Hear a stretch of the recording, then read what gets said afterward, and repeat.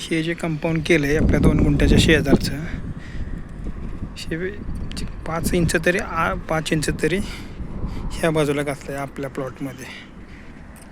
इथं ध्यानात येतं आहे बघा. हा जो आपल्या 2 गुंठ्याचा पोलचं डिमार्केशन आहे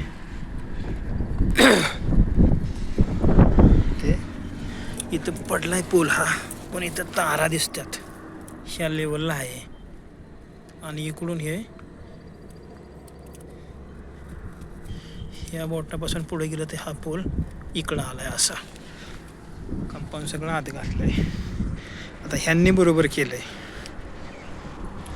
ते पानवकरांनी कंपाऊंड बरोबर केलंय ह्या पोलचं. हा पोल कसा बरोबर फेसला घेतलाय, कम्प्लीट फेसला घेतलाय हा पोल समोरचा पोल.